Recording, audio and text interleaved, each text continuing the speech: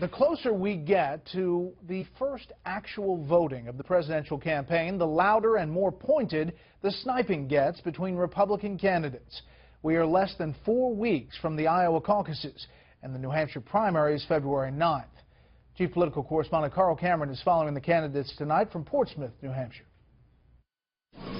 Morning, everybody.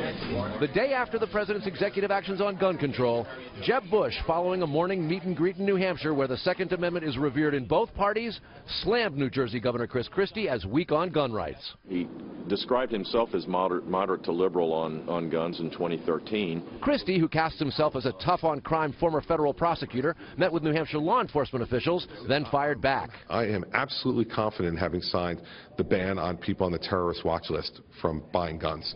And I have no problem with having done that, and I want to know if Governor Bush feels the same way. Does he think people on the terrorist watch list should be able to purchase guns? I don't. Both Bush and Christie have described New Hampshire as a must-win.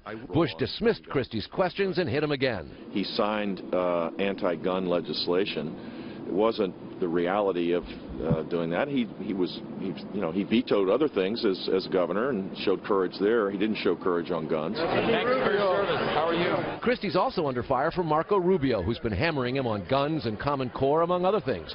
Today, the feisty governor unloaded. Marco stands self-righteously on the stage a couple of debates ago and says to Governor Bush, "Oh, it's terrible. Someone must have convinced you that criticizing me helps you." Well, I guess that same someone is now talking to Marco and convinced him that, attacking me helps him.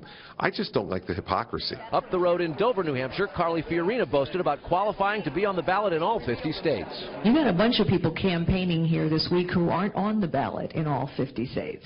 And that says a lot about their ability to go beyond New Hampshire. Donald Trump, who's questioned President Obama's birth certificate, now says Cruz should have his eligibility officially validated because he was born in Canada. I would like to see Ted do something where maybe he goes in a preemptive fashion into court to try and get some kind of an order. But this summer, Trump dismissed it as a non-issue. I hear that it was checked out by every attorney and every which way, and I understand Ted is in fine shape. Cruz's mother was born in the U.S. and has lived here most of her life. Most legal scholars say that makes him a natural-born U.S. citizen under the Constitution and laws passed in 1790 and 1940.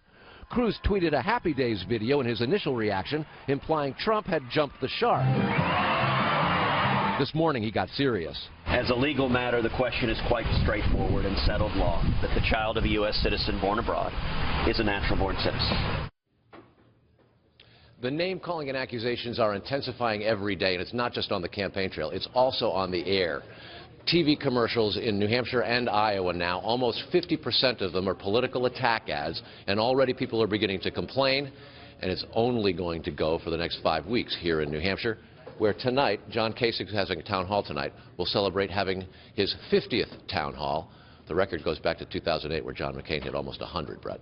All right, Carl Cameron, live in New Hampshire tonight. Carl, thank you.